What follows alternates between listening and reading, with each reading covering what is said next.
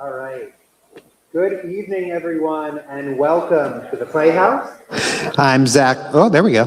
Good evening, and welcome to the Playhouse. I'm Zach Flock, and I have the privilege of serving as moderator for tonight's conversation. Thank you to our those of you who are watching the live stream can't see this massive audience here in the theater tonight. Absolutely packed house, standing room only. There are people standing in the back. Thank you to those of you who are watching at home as well on our live stream. We are so excited to have all of you with us tonight. Before we get started, I do want to talk a little bit about Playhouse Month and some of the great events coming up over the next couple of weeks. As you may know, we started Playhouse Week in 2024, and for this year, we have expanded it to an entire month. This was based largely on feedback from the community because we crammed so much into 1 week that it was hard to attend everything. So this year, we've spread the programming out over the entire month of August, and it is all sponsored by our friends at Networking Technologies. We couldn't do this without them, so thank you very much for your support. So Playhouse Month kicked off on Saturday, August 1st, with the launch of our mystery renewal and subscription sale. Now through August 22nd, you can purchase or renew a subscription for our 2027 season and lock in 2026 prices. And the first 100 subscriptions will also come with a 2027 snack pass. The catch is you won't know what the shows are until the launch party on August 23rd, but you lock in those 2026 prices. So this offer is available at the box office or by phone only and is not available online. The next Playhouse Month event is coming up on Saturday, August 8th, the Playhouse Community Picnic at Frontier Park at 4:30 on Saturday. There is a sign-up form to bring a dish, drinks, or other supplies, so visit erieplayhouse.org to sign up, or just show up and have a good time with other members of the Playhouse community. And then a week from today, Tuesday, August 11th, is of course Erie Gives. We will be live streaming throughout the day, and of course donations will be accepted at eriegives.org from midnight to midnight. As always, we appreciate bad place for a page turn. That's on me. The Ones That Got Away showcases incredible Playhouse performers finally singing some of their favorite Broadway numbers. Tickets are on sale now at erieplayhouse.org, and they are going fast. The cast list was actually released last week. It's a really great cast, and once that list was out there, those ticket sales really started flying away. So get those tickets. Sunday, August 23rd, is our big event, the 2027 season launch party. Doors open at 6 with a light reception here at the Playhouse, followed by the big reveal of our 2027 season live on stage. After the show, we move next door for desserts at 5 Iron.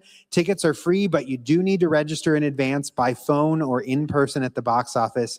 Please do not email. Last year's launch party filled to capacity, and tickets are going quickly this year as well. And the last special event of Playhouse Month is a new event this year. It is the Feud Playhouse Edition, Saturday, August 29th. Doors at 6 with the game starting at 7. Local celebrity Ken Falkenhagen hosts an interactive version of the beloved game show live on the Playhouse stage with more than $4,000 in cash and prizes up for grabs. Members of the audience will be selected to play alongside celebrity team captains from Playhouse Productions. Plus, audience members will be selected to win door prizes and other drawings throughout the night.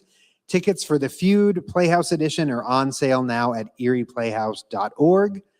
And of course, this is not directly related to Playhouse Month, but it is happening right now. You may have seen that our incredible production of Hairspray has been extended with 2 additional matinees on August 15th and 16th. Plus, we have shows Thursday through Sunday this week. Hairspray is definitely not one to be missed. Those tickets for those added shows went on sale at noon today and are already going out the door. So if you haven't seen it, or if you have seen it and you want to see it again, head to erieplayhouse.org or reach out to the box office and get those tickets. Box office is open 10 to 6 on non-performance days this week, and then 10 to 2 on Saturdays. On performance days, it stays open through intermission of the show. And on Sunday, it'll be open from noon until intermission of the performances. So plenty of chances to get those remaining tickets, but do not wait because the best seats are going really fast, and all those seats are going. We'll probably have a couple of sold out shows this weekend. All right. And she's so sparkly. From Oklahoma and A Christmas Carol to The Music Man and My Fair Lady, his resume reads like a Broadway anthology. Earlier this summer, he was recognized as the 2026 recipient of the Dr. Doris Snell Award. Please welcome Rich Tryzbiak.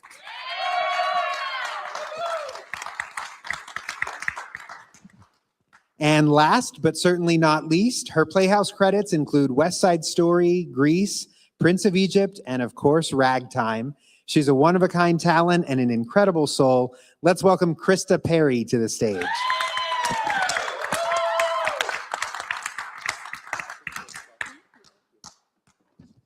All right. Thank you all for being here tonight. And before we jump in, I do want to mention that we are missing one of our planned panelists. Almi Clerkin, former youth theater director and executive director, was going to join us.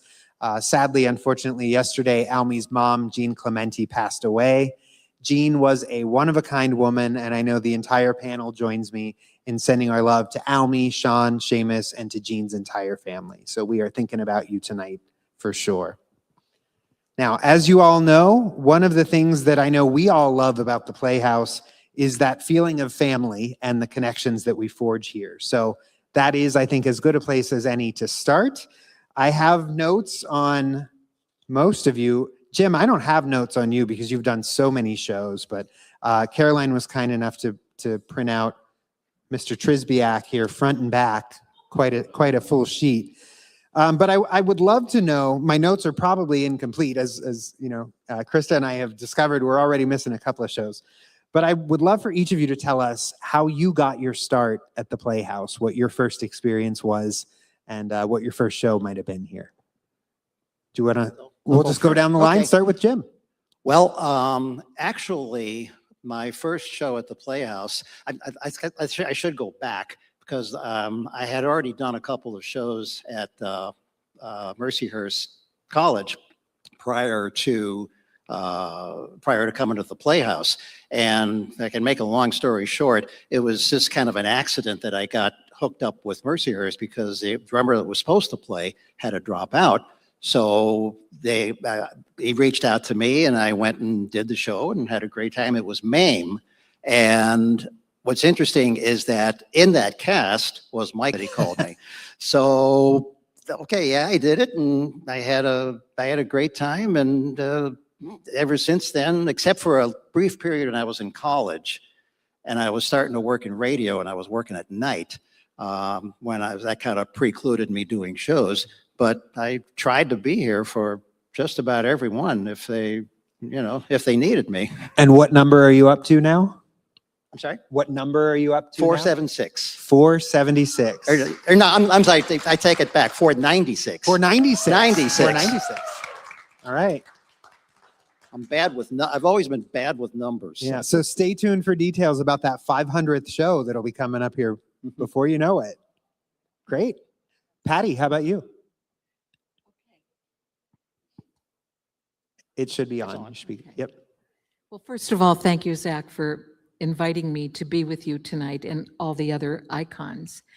When I first did a show here at the Playhouse, I have to tell you that I met Ben Agresti at the Village Dinner Theater. And I really met him when he did something at Mercyhurst Threepenny Opera.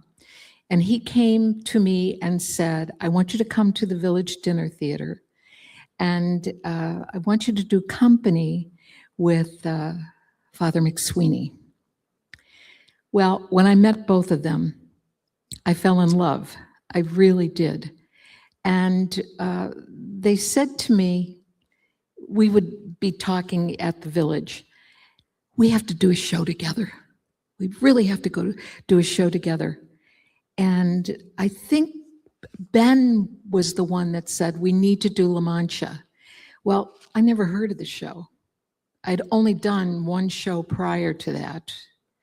And I said, well, if it's with both of you, I'm in, I think.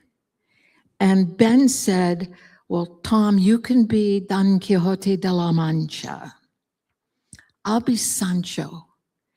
And I said, is there anything in it for me? And I said, all I want to do is sing a beautiful song and wear a beautiful gown. And they looked at each other and they said, she'll be our Aldonza. Yeah. Ben said she can sing the part. Ben said she can act the part. I don't know about the costume, but anyway, we'll work on it. And that was my saga. Love it. Mr. Tryzbiak. My first show was Oklahoma in 1980. I was a senior in high school at Fort LaBeouf, and they didn't do a musical every year. They had done a couple before that I was in and enjoyed it, but they weren't doing one my senior year. I guess they thought all the talented kids had graduated the year before or something. So I had been coming to Playhouse shows and said, that looks like a lot of fun. I'm going to truck down there and audition and see what happens. And actually, I auditioned for a show before it over here, thinking like, oh, it's a show about, soldiers. They're going to need lots of young males. Didn't get in that show, but they treated me well at the audition. They pulled me aside to have me read and were very kind to me. And I thought, oh, this is a good group of people. Came back and did Oklahoma. So had Fort LaBeouf probably done a show that my senior year, I might not have come to the Playhouse, and that list would be a blank sheet of paper. But luckily, they didn't do a show, so I came down and did that. And I'm one of the few people that in Oklahoma, my dance partner was Jim Griffey. Wow. Not many people get to say that. There's a little story, because there's very few times that I've been on stage without being surrounded by my drums. And at that time, Lou Baxter, who we all know from Channel 24, he was working at another radio station, but he got this gig at Channel 24. And he and I kind of switched off playing drums. Sometimes he played drums, and I'd play percussion, and vice versa. But there was only the drum part in Oklahoma, and he wanted to do that show because he was going to start working at Channel 24, and that would pretty much mean that he couldn't do shows anymore.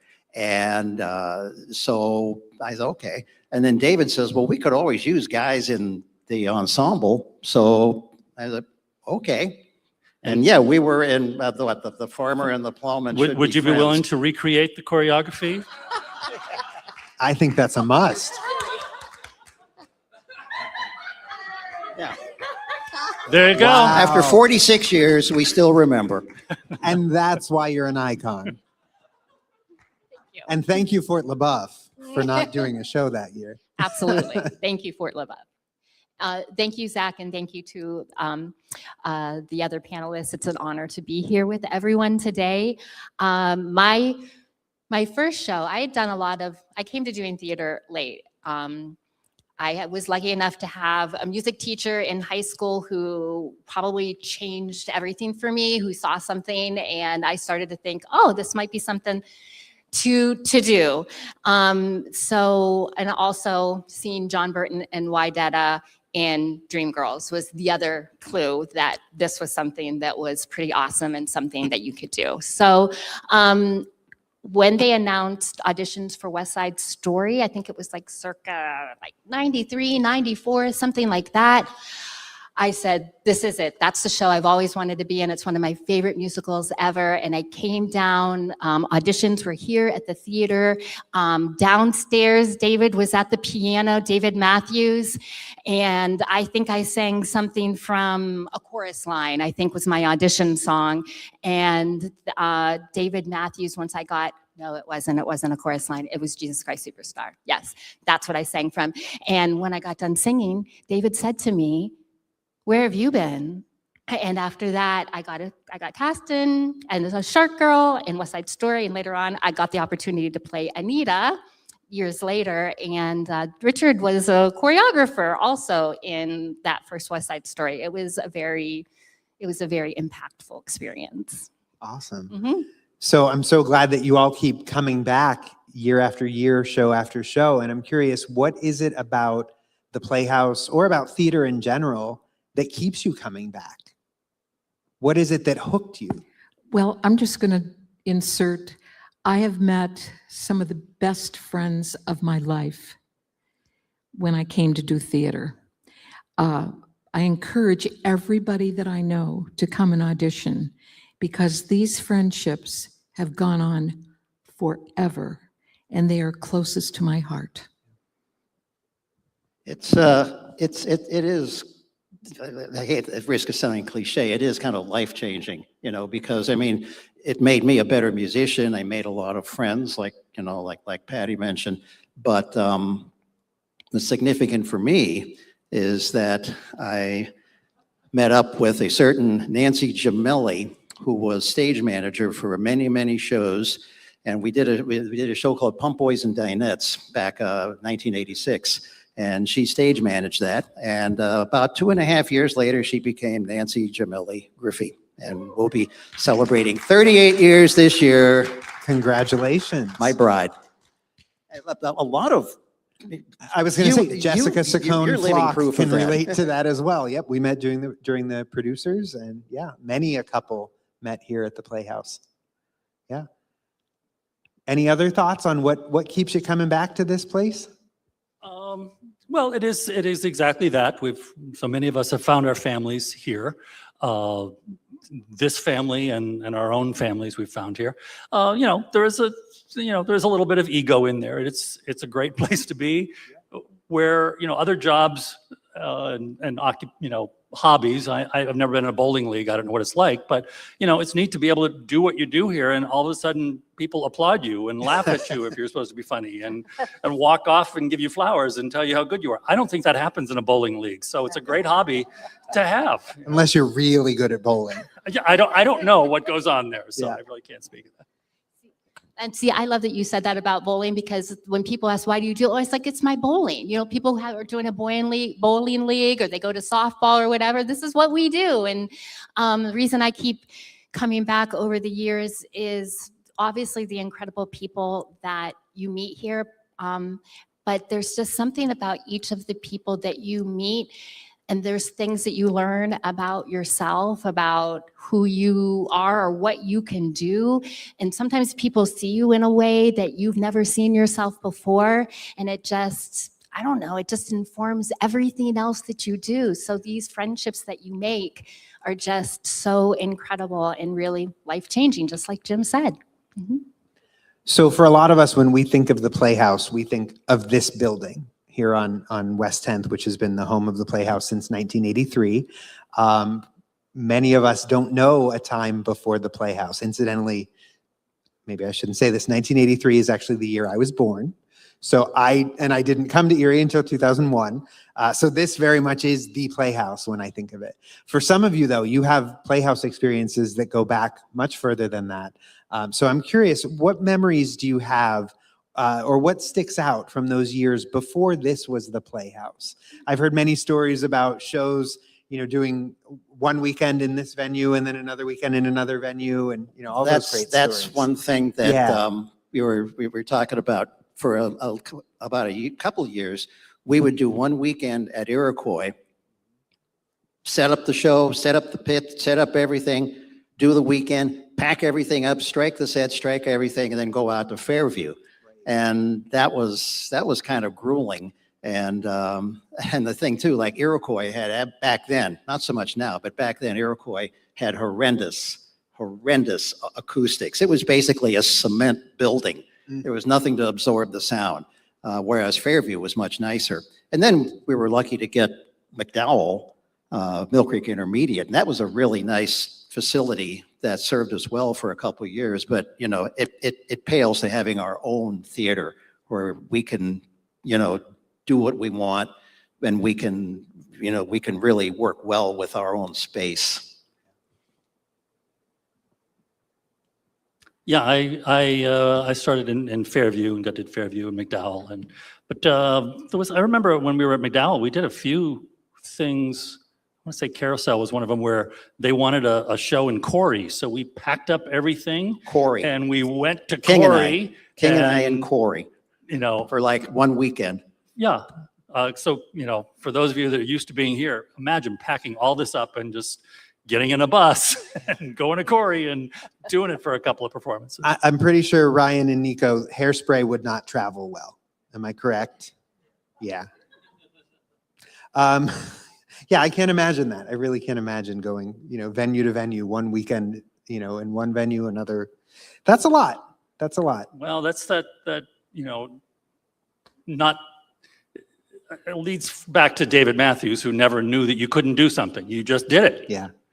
You don't stop and think, you just do it. And we did. Along those lines, the idea of taking what was then the old Strand Theater and converting it into the Erie Playhouse, what do you remember from that time? Did you think, that's crazy, that's not going to happen? Or was it, well, if that's what David wants to do, we're going to find a way to do it? Well, I just remembered, I'm sorry. Okay. You started first. I just want to say that it was because of Ray Flint. Right. He was the one that made all the planning on this. And when we first found out about it, that we would have a theater here, we were so excited. I can't tell you. Yeah. So I just wanted to mention Ray Flint. Absolutely. Because Ray was on the board for a long time. In that audience when they made an announcement, of course, none of this was here. Right. None of this. And it was like, if I'm not mistaken, it was like 3.5 months, because it was like September of 83. And then we opened Annie New Year's Eve. Yeah. And I mean, they were literally working on this theater. Our show started at 8 or 7:30. Like, 3 hours beforehand, the workers were still putting the finishing touches on this. We had a big snowstorm 2 days before. It was nuts. And we did a special performance just for the workers and their families, a special performance of Annie as a thank you for them. That's great. Yeah, I was lucky enough to be part of that production. And yeah, as hectic as production weeks can be, can you imagine rehearsing on a space where they are building the building behind you as well? With all the chaos that goes on, they're also don't go up to the dressing rooms because they're pouring the cement while we're rehearsing. So it was pretty exciting. Yikes. So personally, one of the things I love about live theater is obviously you never know exactly what's going to happen. We rehearse and we rehearse, but inevitably something goes wrong from time to time. Never here, of course, but do you have any good stories of a time where something just kind of went off the rails, and how did you keep it together, or did you keep it together? I got one. Okay. So one of my favorite shows I ever got to do was Children of Eden. It was an amazing show, and I played Mama Noah and Eve, and there is a very dramatic part where we are having a very robust discussion with our two sons, Cain and Abel, Adam, Eve, Cain, and Abel. And it was Gary. He played, I can't remember, Richard, was it Cain or Abel? I can't remember yes. So we were right here, and all of a sudden, he fell into the pit during this intense moment. And so all of our reactions were very, very real. He fell in and he popped right up on the stage. And I, as his mother, was absolutely freaking out. But we just made it a part of the show. And the moment worked. It was very dramatic. We were very scared, but he was okay. So that's And that good. was before the net. And That also was, before that the was pit before quite the as net. deep as So it is now. there was But no still. net. We could see the orchestra. Everybody was here. It was a youth theater show, so I don't think we had an orchestra. I cannot remember my memory, Yeah. But we could see, and that's the orchestra at the time before the net and before the sinking of the pit you guys were just more a part of the show. It just felt like it was just an extension of the show and the experience. And even though I know it's sound-wise better for this, as somebody who came of age with the pit right there, I do miss it quite a lot, like a lot. And no more drummer's eye view photos, unfortunately, from Jim. Right. The because Jim of his Griffey, location. he did the best photos from the pit. Yeah, we miss those. Well, I'd be remiss if I didn't tell this story. And the infamous Brigadoon torch in the pit story. We did Brigadoon back in 2006 during David's last season. And at one point in the show, when Harry, if you're all familiar with Brigadoon, Harry Beaton's going to run off and break the spell. So we have this really rousing, fast-tempoed number about going after Harry Beaton. And the guys come out with torches, and they swing the torches up, and they're waving them around. And this particular night, one of the tops of the torches came out, started flying into the pit, missed me by a hair. And as you can see, that's pretty close, with this hair here. And it landed right down by my bass drum pedal. And the number never stopped. So I'm trying to stomp the thing out. I don't have any To the beat of the music, water or anything to put. With water probably would have made it worse. I probably would have been immolated. But I'm stomping this thing, and there's probably no more than 20, 30 seconds, but it seemed like forever. And finally, Tom Unger, bless his soul, one of the chorus people, leaps into the pit with a fire extinguisher. And I got to say again, the number never stopped. Everybody from this part of the theater over was watching this drama play out on stage, and everybody else was hearing all these different beats from my bass drum. Tom jumps in the pit, puts out with a fire extinguisher, puts out the fire. I sit down and I finish the number. And afterward, our poor conductor, Mike Millay, looks over at me and he goes, okay. And I just went. Fortunately, I had, a few moments to kind of decompress from the whole thing, and no damage was done to my stuff. There was a little crop circle in my drum rug, but that's about it. But that story over the years has kind of become the stuff of legend. But there have been lots of people and things falling into the pit, and I believe this net can hold 300 pounds or something like that. I don't want to test it. I mean, not we've sure. we've never tested it out, but we've got that there, and hopefully they don't hit the conductor. Yeah. I have a good story. When I was doing MAME, I played the Vera Charles part. And of course, she was constantly drinking on stage. It was a wonderful, wonderful role. I loved it. And I remember during one of the scenes, Mame was gesticulating and doing all these gestures, and she went like this, and her wig flew off, rolled across the stage into the wings. She got up and ran, and of course, Vera Charles, here I am stuck on stage, and everybody's laughing, and I went over to this empty fishbowl, and I went, well, my doctor said only one drink, but I gotta have another one. And so I did this slowly because I didn't know when she was going to be coming back on stage. And I just was doing this real slow. And, oh, he won't mind if I have one more. And then I would do it. And it seemed like I was alone on stage for hours, but it all worked. So. Love that. Rich, any disaster stories for you? Maybe I blocked them out, or maybe I've Probably- just been probably around for so the long best, that there's yeah. too many. I was around for when, Sean grabbed onto the scaffolding and was electrocuted in West Side Story, but that was a long time ago. And, Things there's are a few much safer times now. where, people have lost lines. I think in 5th of July, the one character was supposed to come in and say, oh, you remember who I saw downtown? Old Lady Jones or something.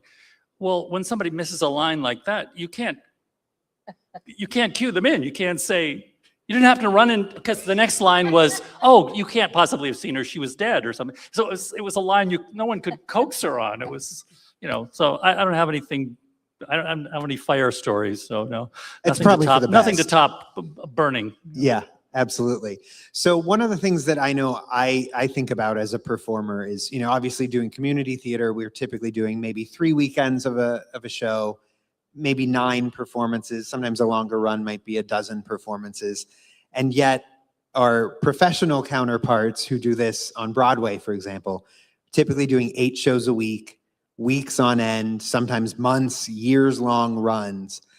Thinking back on shows that you've done or that you've played, is there a role that you feel, yeah, I could do that 8 shows a week for months or years on end? No?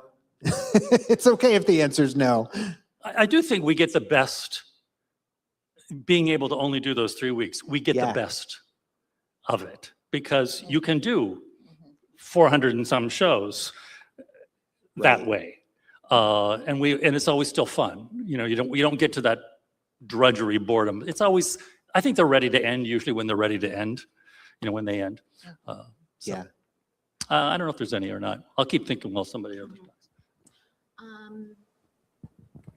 The Color Purple I could have done forever. Yeah. I never needed to stop doing that show. Yeah, that one for sure. But I do agree. It's something when they get to the time to end, it's definitely time for them to end. Just because we have full-time lives. That's a very good point. Yeah. So let me maybe add an addendum to that. Is there perhaps a role that you would love to revisit? Maybe not have to do 8 shows a week for weeks on end, but is there a role that you'd love to go back and do maybe another 3-weekend run? And it's okay if you've maybe, But music, but shows, I've had several shows on my bucket list, and fortunately, I've been able to do a lot of them here. Jersey Boys, beautiful. Tommy, I wouldn't mind another crack at that one while I still have the stamina. But if I had to name only one show that's still on my bucket list that I'd love to do sometime, it'd be Moving Out. Because I love Billy Joel's music, and it'd be just great to do that. Go ahead, Patti. Okay. I absolutely loved doing Kismet. And I played the #1 wife of the Wazir, La Lume.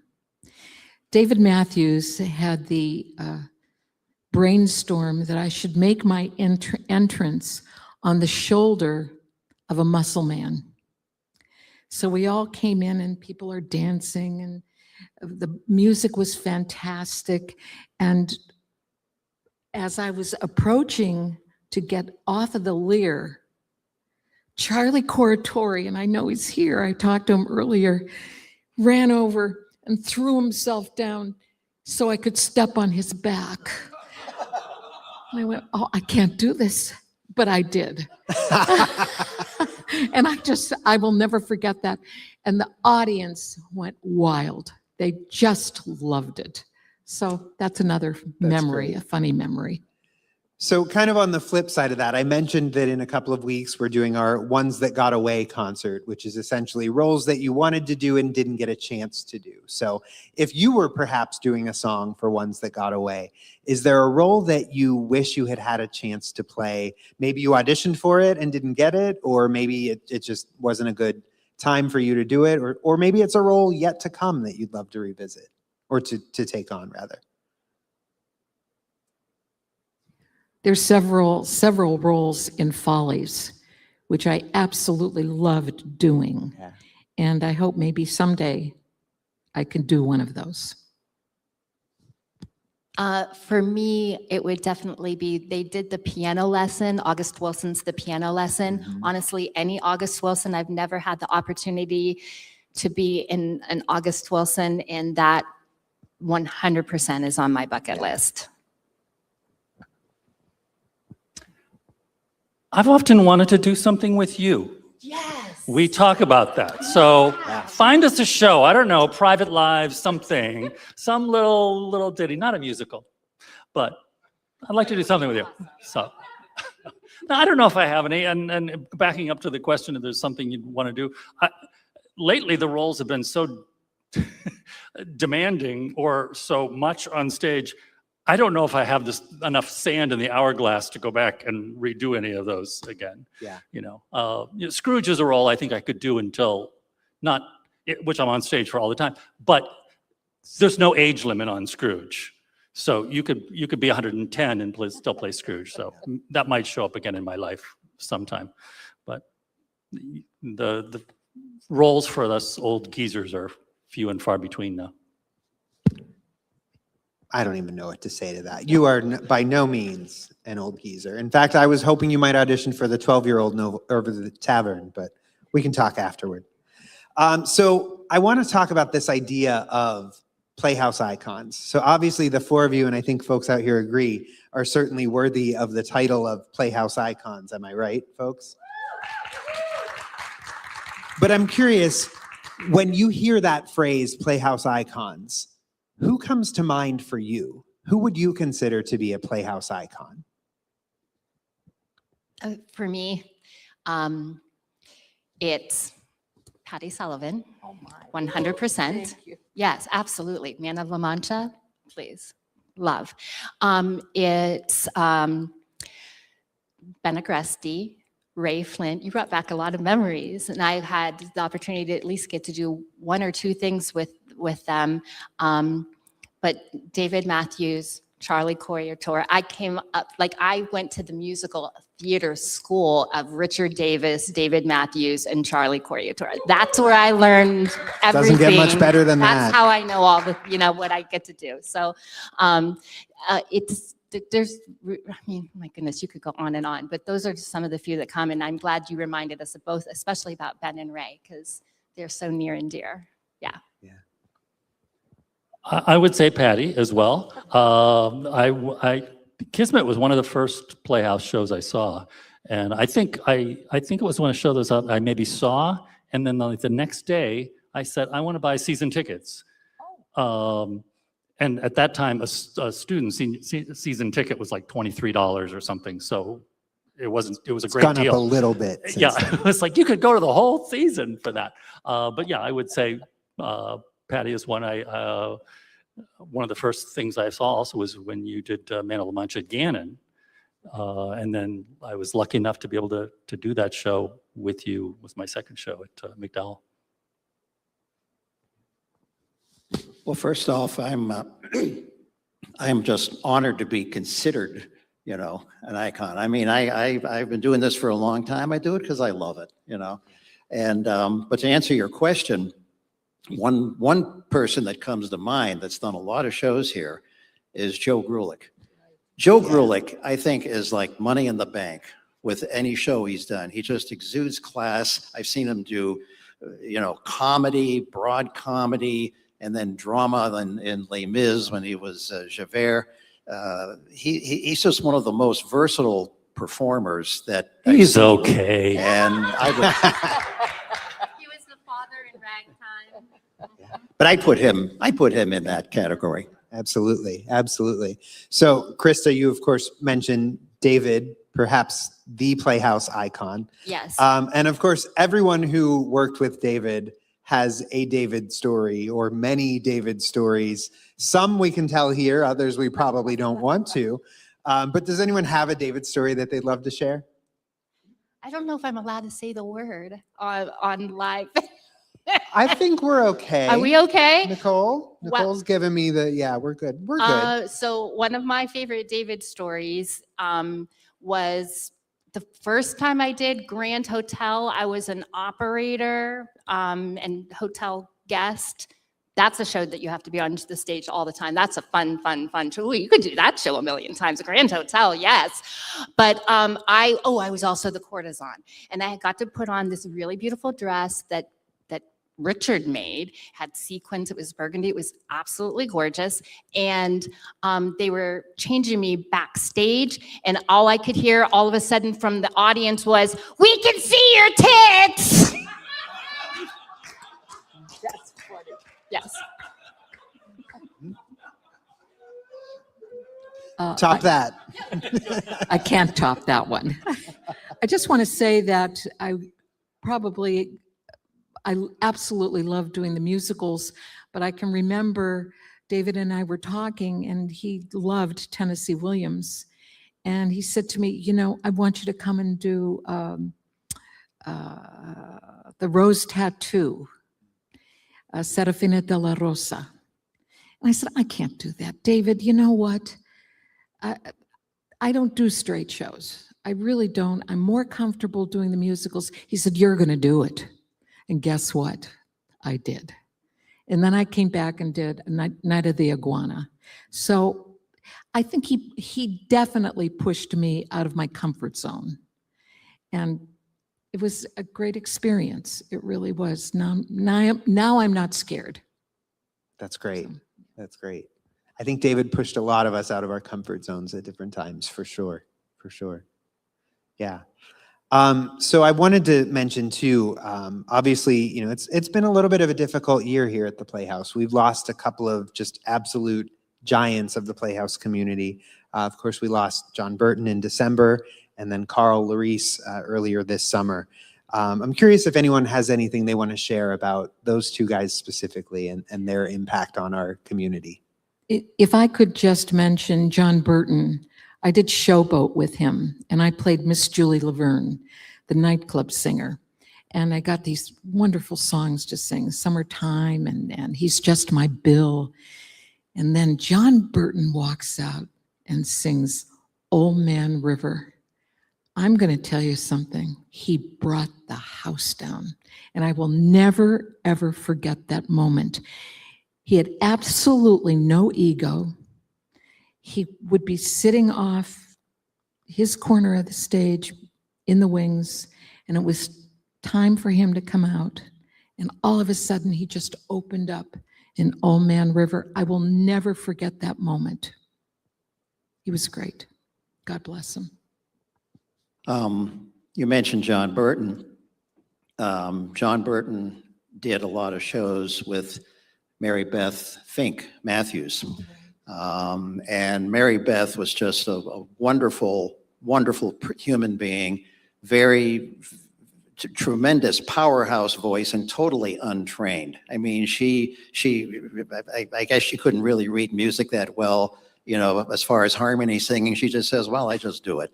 And she played Evita when we first did the show back in 1985.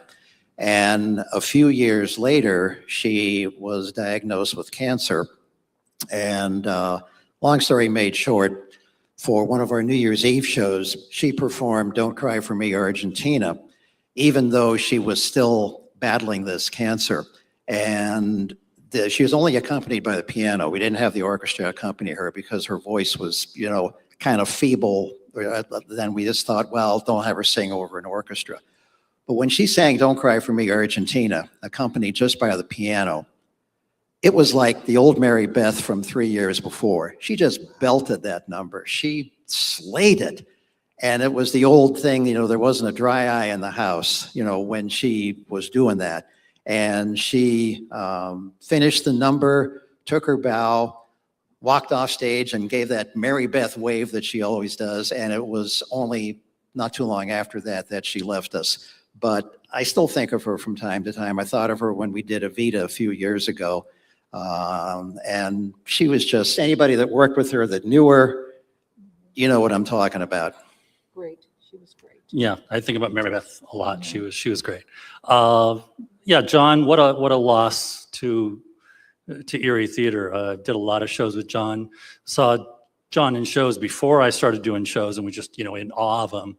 And then to be able to get to know him, to do shows with him, to we did lots of Canterbury feasts together. It was always frustrating because John and I would be maybe playing, opposite each other and playing jokes off of each other and stuff in the show. And I'd choreograph the show, so I, told every move. And then the audience would come up to us and maybe to me and go, "We're going to go say hello to John Burton. Do you know him?" Like, I just told him what to do and told him, but they were like pushing me out of the side to get to John because he was just a powerhouse performer. And Krista, I know you and John had a very special relationship. Absolutely. Like Rich, I did get to see him on stage and was in awe of him before I got to meet him or perform with him. And then, of course, I was just in awe of him. But he and I got to perform some pretty significant roles opposite each other, which were Ragtime and The Color Purple and Children of Eden, shows I've already mentioned here this evening. Also an abundance of composer-lyricist concerts, it was so much fun. And he was just an amazing mentor, friend, and just a calming presence when things were feeling, nervous, or David was yelling at you off stage, those kinds of things. And he would always just be such an incredibly calming presence. And I have to say, just this past week, you just never know when your feelings are going to catch you, because we were rehearsing for the next show that's coming up, Come From Away. And I had an overwhelming feeling of his presence just came over. And he's just somebody who I feel like is always going to be like an angel. He's always been an angel on the shoulder and will continue to be as such. I didn't even know that you really could do theater until I saw him and Wydetta do Dreamgirls. I didn't even know what that was, or what this whole thing was. It was a defining moment. And also want to mention Carl, who I got to serve on the board of directors with.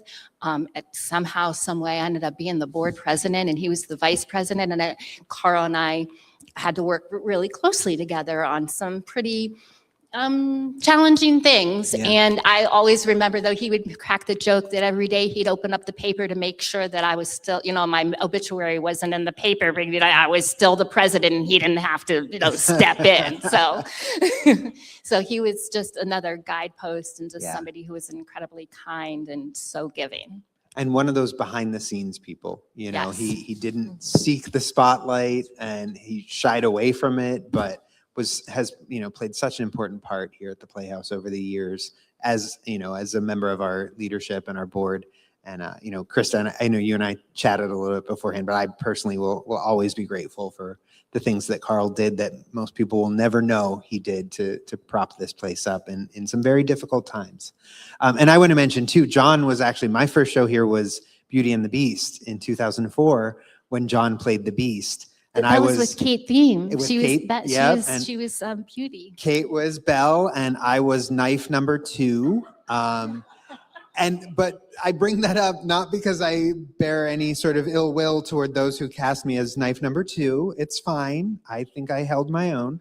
But because John, it was my first time really meeting. I had seen him in shows before, but my first time meeting him, and I never felt like, well, he's the Beast and I'm knife number 2. It didn't matter. Everyone was part of the same ensemble working toward the same goal. And that just meant so much to me in my first show here. So I was very grateful for that. I don't want to forget too that he also did like a special production of Ain't Misbehavin', which was, well, there's another show could do over and over and over again. Yeah. Let's do that show again. But it was just like 4 of us, 5 of us up on the stage, Jim Darby, John Burton, Rita. It was an amazing experience, and I learned so much from him during that. Ain't Misbehavin' was a great show.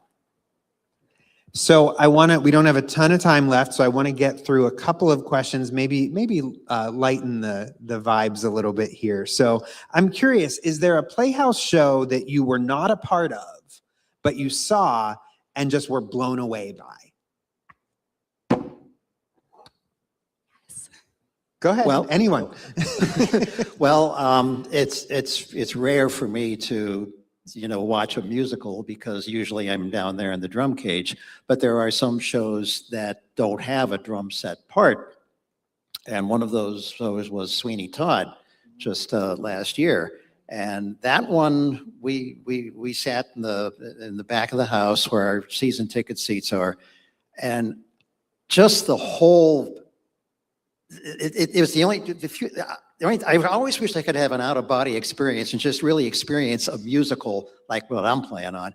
But that was the closest I ever got with Sweeney Todd, because just the way the pit sounded, you could hear every little, you could hear the flute, all these little stuff, and the overpowering sound, and then Jason and Devin and everybody. I mean, I don't want to just single out people, because the whole production, the whole crew is just off the charts great.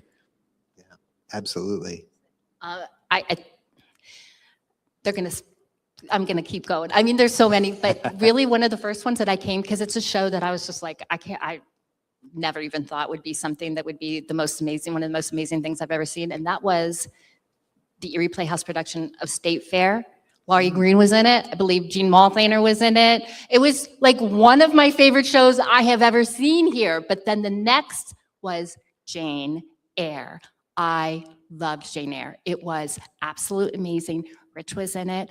It was both an it was written by our local talents here, Charlie and Mike. It was absolutely one of the best things, the staging of it, the way things just unfolded, one of my favorite things ever in the history of the world, absolutely. So those are a couple of my, they blew me away, absolutely. I would say that production of Children of Eden that you were in, I thought was very good. Yeah, it was a youth theater production, but it was, Richard worked very hard on that. I was in the costume shop with him. He worked very hard on that. He works very hard on all of the shows. Much success of the Playhouse is due to Richard. He doesn't always get the fanfare that he maybe deserves, but I know how much work he does. And that was one of the great productions. Actually, that production of Over Here that I said that I auditioned for that wasn't in, that was one of my favorite shows. I was really into that 40s music. We had an old jukebox growing up, so I listened to that kind of music, and then to come and see it on stage. Luckily, we did the show again, and I was able to be a part of it, that second production. It numbs the pain / sometimes hurts even worse when you come to the show you didn't get cast in, and it's really good. Yeah. Well, no, they were right in not casting me. That was the right decision. I was not ready for the dancing and stuff that was going on that stage. Patti, any for you? I'm thinking, but many of the roles that I really wanted, I got. But as I said, I absolutely love the show Follies. Yeah. And I would come back and do it in a heartbeat. I love that. So this is a little more philosophical. What do you hope your Playhouse legacy will be?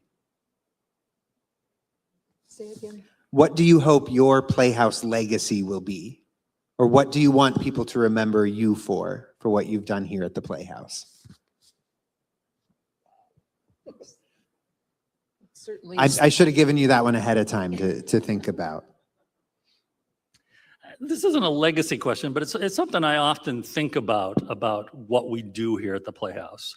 It's because you can think it's kind of silly. We come and we, put on costumes and makeup and dance around. You can think it's silly. And people often say, oh, you're not curing cancer. And I often say, baloney. We don't know that.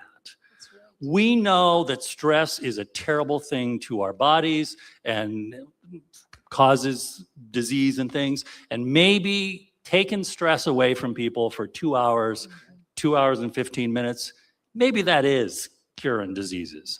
So, it's, we think it's a little silly stuff, but I think it means a lot to making our lives better.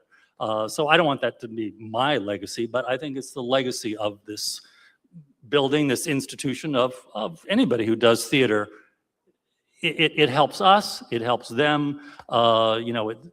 The purpose is not just to entertain, but also to make you think, throw focus on society and the way things think.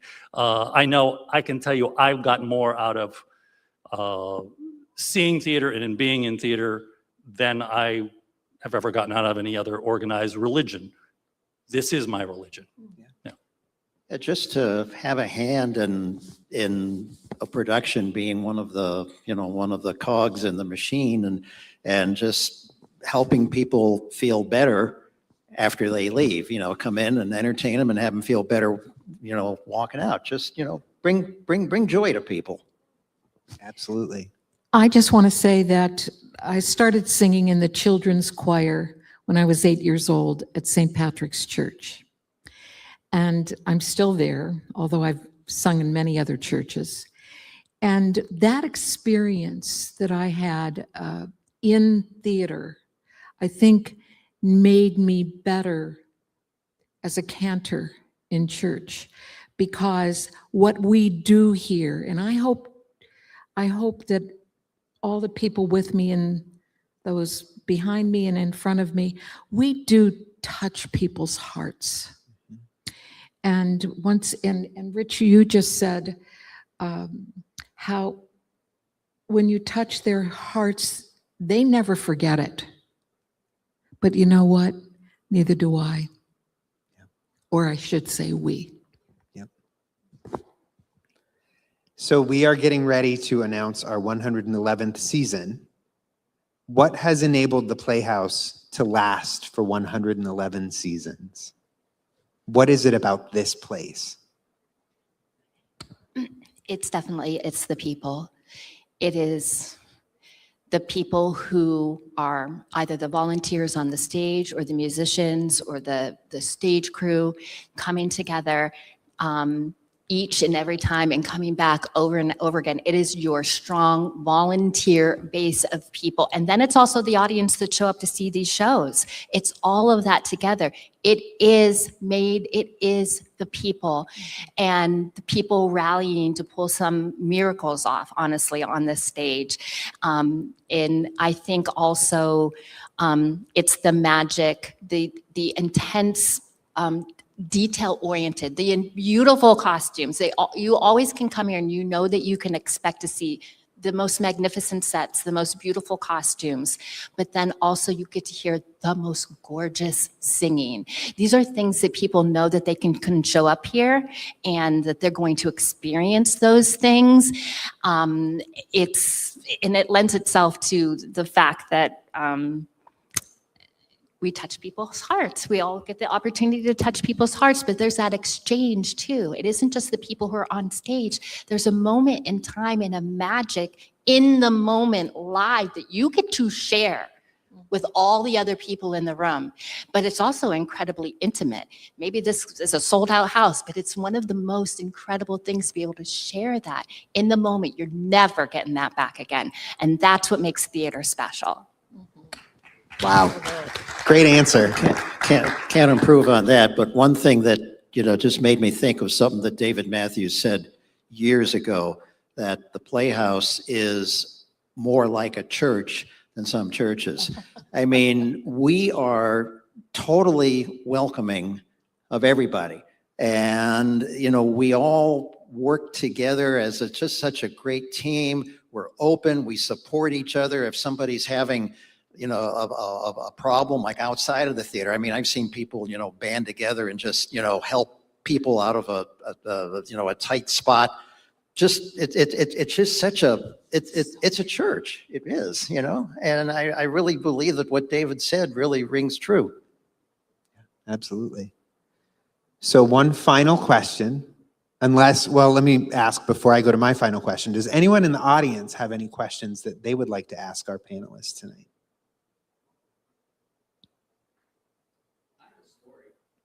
You have a story? Do you want to, then come up here and because we can't hear you without the mic. I'll come to you. How about that? I think I can travel, right? We'll find out. Can you guys hear me? But the streamers. Can't hear you at home. The streamers will not. All right, thank you, Zach. Of course. All right, Justin Corritori, Charlie's son. Just want to reiterate, actually real quick, this is amazing, and this place should be packed with you and with everybody on the stage. Seriously, icons for sure. And there's somebody else in the audience that should be an icon too, but he's too humble to do it, but I'll keep moving here. So theater is a need for everybody. I echo everything that you guys said. It's healing for the audience. It's healing for the actors. So everybody needs that. So 2 quick stories.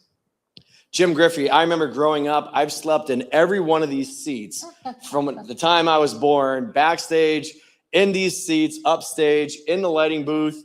I've been all over this, but I was always enamored by you and your generosity, being in the pit, in those shows, just glued watching you perform. So I can't believe you're almost at 500 shows. That's wild. So congratulations on an amazing career. All right, so my last one, actually it's a question for Patti. I know you had mentioned Ben and Monsignor in Man of La Mancha, but my father was also in Man of La Mancha. What year was that, Dad? 85, 80? No, probably a little older than that. I don't 89, remember, 90. but I do know that when he came into the role of Sancho, he brought something to it that other people hadn't. And I was in awe. I really was in awe of Charlie, who I absolutely love. And as I said, he did bring something to that role that I had never seen before. So thank you, Charlie. So, okay, I'm going to guess that it was 1990, maybe 92. I was born in 1980. And just as much as I was in the pit with... when we did it with Rabbi Littman. It was 1980 when we did it with at McDowell with Rabbi Littman. I don't know what the year with Tom was, though. So just as much as I loved being with Jim, I was also in the light booth with Joe Hassler all those years. And, being here, my dad was always not forcibly by any means, but encouraging me to get involved. So I would always do some backstage stuff. I would help Joe with the lights. And I remember during that first show of Man of La Mancha, I mustered up the courage to be part of Joe's light crew. And I don't know if it was show 1 or the last show or the middle show, but there you were. You were just, Patti, you were on stage. It was my dad. It was Monsignor. And I had the spotlight on you. And there you were singing. You were beautiful as ever. And Joe asked me something. And there I was, this 10-year-old kid, 9-year-old kid. He asked me, and I did one of these. And I continued to have this conversation. And the spotlight was in the top corner. Spotlight was in the top corner of the stage. Do you remember this? Dad, do you remember this? I probably do, but I wiped it out. Yeah, well, I never have. And hence, I was never involved in lighting for the Erie Playhouse ever since that day. But that is my incredible story. Of Patti doesn't need a spotlight. She always glows. And I'll tell you, She brings her own. You did not skip a beat, and you went on flawlessly. So kudos to you. That's showbiz. Yes. So I think that's less of a question and more of an apology from Justin. Thank you, Justin. As I make my way back up, so my final question for you all is, what do you hope for the future of the Erie Playhouse?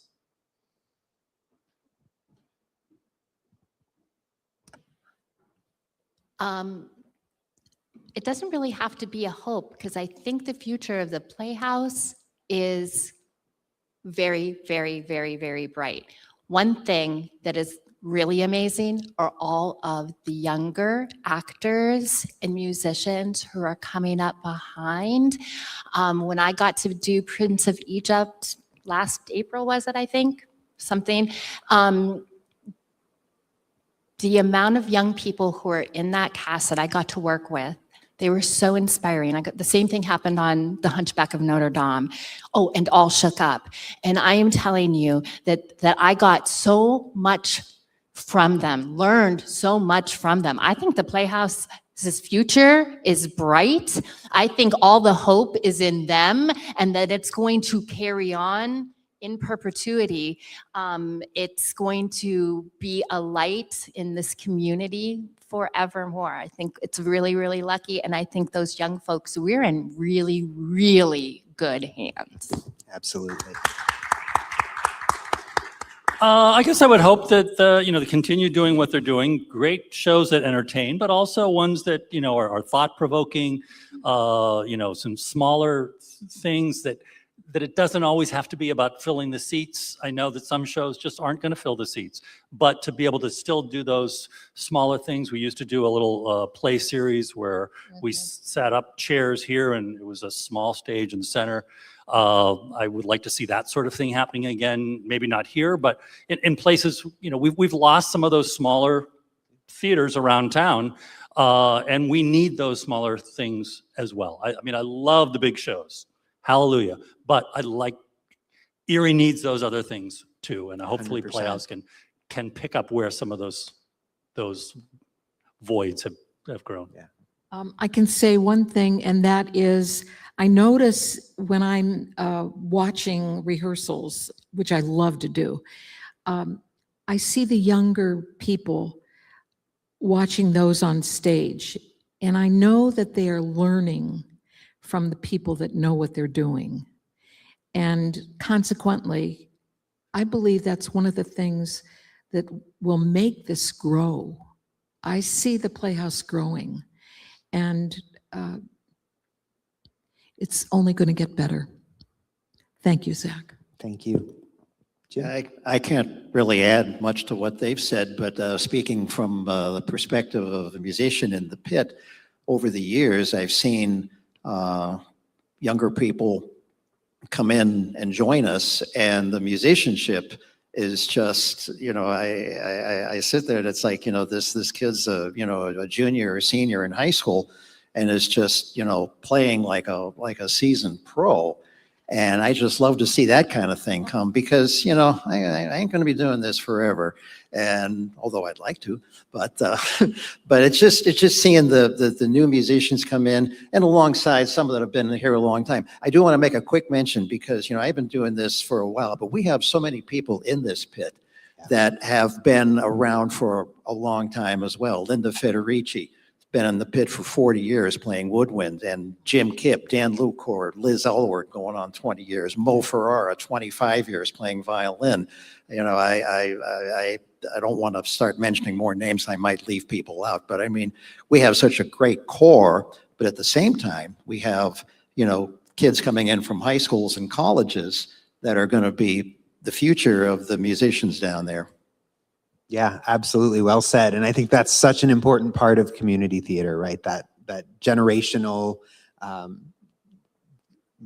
do I want to say, mentorship that happens in any production. It happens in the pit. It's such a great thing to see that continue. So I just want to thank you all again. This has really been a wonderful night. Thank you for allowing me to go a little over our scheduled end time. But I think this was a wonderful conversation. I'm so grateful to each one of you for being here tonight. So let's have another round of applause for our icons.